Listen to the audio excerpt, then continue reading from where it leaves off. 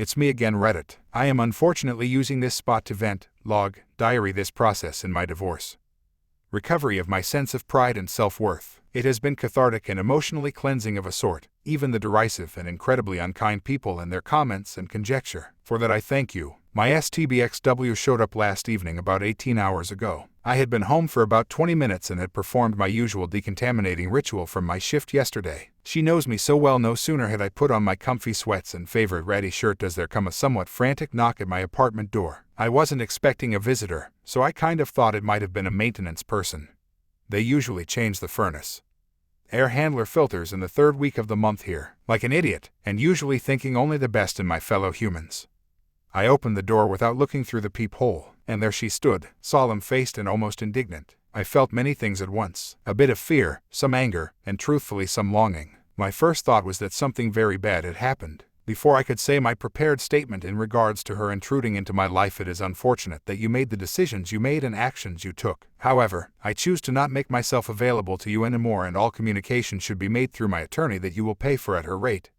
Goodbye. She abruptly handed me a sealed brown envelope, turned around and slowly walked away. I threw it against the wall opposite my apartment front door and shut it briskly, making sure to overly turn the deadbolt so that the click of it could be heard outside. 15 minutes later I opened my door again and she wasn't in the breezeway, but she had obviously leaned the large envelope against my front door. She had written "I'm sorry" on it. For a moment, I thought it was my proposed separation, divorce settlement, and she had signed it and we then just had to wait until a judge ruled on it. No, it was a letter, and the packet included a timeline of events from our initial dating through my discovery of her infidelity. In actuality, there were 2 other affairs. In truth, several Redditors had stated that her behavior inclined her to be a serial cheater. I kind of figured there were others as well. The realist, pessimist in me actually thought there might have been many others. She confirmed the on-off guy prior to us being exclusive. Keep in mind she introduced me to her daughters and we were sure as shit acting like we were in a relationship before we named it. Then there was an doctor when I was in orientation, out of town for 2 weeks at a time over 8 months, exposure for my certification and training about 10 years ago in our relationship. Marriage. Then about 5 years ago, 12 years into our relationship, marriage, a girlfriend and her boyfriend threesome while I was on an overnight call case. Not going to lie, it stung, but didn't really hurt like the initial discovery. Even the gory details she included in this timeline were actually kind of soothing. Like I was just confirming my already correct assumptions. The letter was interesting. In it she detailed her shortcomings and failings within herself and how my actions after the discovery of her current affair have made the pain of what she inflicted on me real and very difficult to live with. She also wrote she has been attending aggressive therapy and seeking to better herself, and that this was part of her therapy. She closed with her wishing and wanting to remain married. I wanted to show it to my FWB the next time she came over and mock her vulnerability the way she did to me, but she's too classy for that. It was a fleeting feeling and a little flash of the rage monster in me, but he's too burnt out and weary now. Plus, I am better than that. I knew she would be in the back parking lot watching my tiny patio. I've seen her Porsche there from time to time. I opened the curtain. It's a shitty medical residency apartment, so it's got those plastic strips covering the sliding glass door, and saw her car. I waved to her and made a come on motion. I sat her down across from me at my little 3-foot table in my uncomfortable dining chairs and said she had this evening.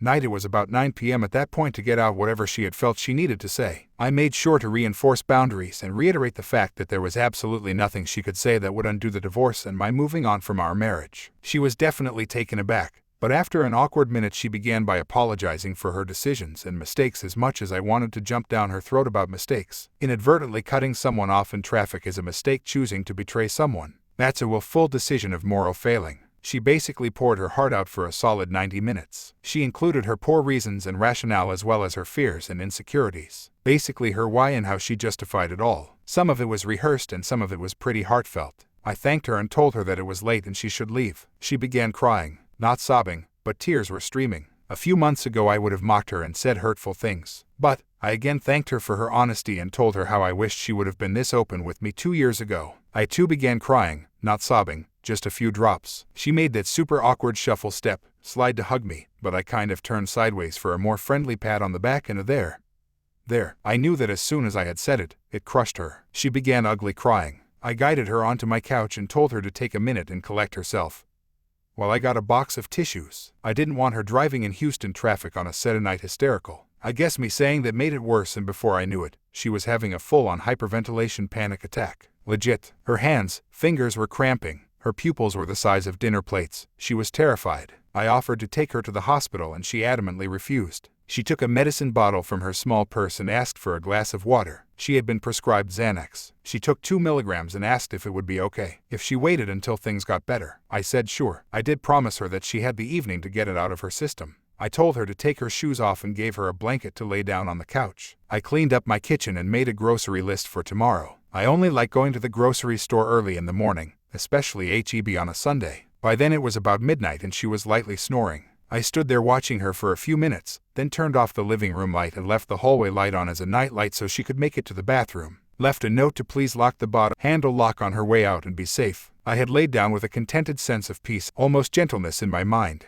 I tossed and turned until about 2, then got up to check on her. She was definitely deeply asleep. I then did something I am remorseful for. I opened up her phone. I saw her dating apps. POF, Bumble, Tinder. I kind of grimaced and sort of chuckled. She was engaging in the usual lascivious sexting and it was obvious she had been with some much younger men. It looked like 2, maybe 3. It was hard to tell between what was texting and sexting. It was evident she was just a pump and dump though from the abrupt radio silence. I pulled up her Skype log. I knew I'd seen Needle Dick on there. Yup, just 4 days ago. I put her phone back and went back to my bedroom. I left a message with his betrayed wife in the guise of checking on her and updating her on my divorce situation. She had told me when I dropped the news, bombshell on her about her husband and my wife, that she didn't want to hear from me again. About 10 minutes after I sent that, I just went ahead and sent a message telling her that he was still communicating with my STBXW just in case they were reconciling. All I could think about was the fable about the turtle and the scorpion. I awoke to too much light in the eastern sky and the smell of good coffee and call-eshes. I turned my phone alarm off. I stopped locking my phone. It's just essentially me in my little apartment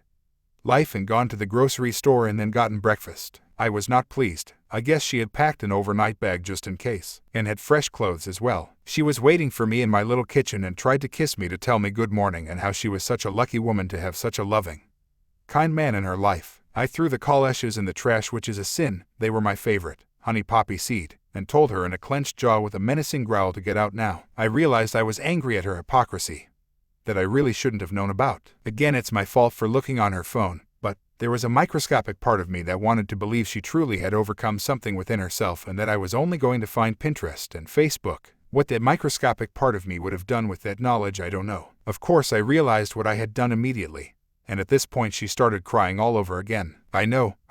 You will all be saying what an idiot I am for even entertaining her little confession last night. I am just a kind person, and I understand how important some steps are in therapy, especially now. So I told her that she did a good thing by confessing her issues and mistakes and telling me her breakthrough, etc. But I did not feel that she had changed herself fundamentally. With that, she wanted to know what I meant and how could she show me proof. I just chuckled to myself and all I could think was, dude, if you have to ask, you'll never know. I again told her I was proud of her for her confession and she needed to get her things and make her way to her house. I had gotten my phone and turned on the voice recorder after she started crying. She saw me turn it on and wanted to know if I wanted to get her consent to fuck, and she would really love it if we could do some of the things we used to do. I declined. She then wanted to know when FWB was coming over. Again, I declined to answer. I made a quick show of gathering her shoes and purse along with her overnight bag and handing them to her. Once she was past the door, I threw the deadbolt and sat on the ground leaning against the door. My heart was hammering. All kinds of what-ifs popped into my head. What if she accused me of rape or assault or whatever? Fuck, what if she copied my key? I did nothing wrong, other than show another human a little kindness and humanity. Sure, I snooped on her phone,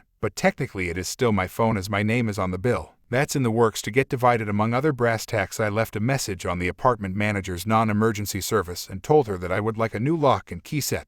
If they wanted a reason, I'd tell them. But I have no problem just paying for it outright. To all of you that have been saying I'm some kind of hero or inspiration from all of this, stop. I'm a complete fuck up. I am now at that stage where I am angry and disappointed in myself again for letting her into my head. Heart for just a second. I do, however, feel that this wasn't exactly planned on her part. I feel like she thinks we are going to be together and that she can fix this mess. Despite me telling her repeatedly that it's over, I just have to stop and be the mountain of granite. Give her absolutely nothing. All right, I am ready for my written tongue lashing and hellfire with brimstone condemnation. I deserve it this time. Edit to add, if I see her car outside again, I am going to start the process of getting a restraining order. I don't feel like my life or safety are in jeopardy. She could just make life difficult, and I ain't about that kind of life. Edit to add part 2, I called the apartment security. The dude looked like Barney Fife. I told him the situation. Estranged wife. Soon to be divorced. She doesn't have a unit here. The usual. I filled out their incident report and that's about all I can do. There is a control access gate, but it closes so slow you can piggyback with another vehicle going in. I told them they should post there during peak times.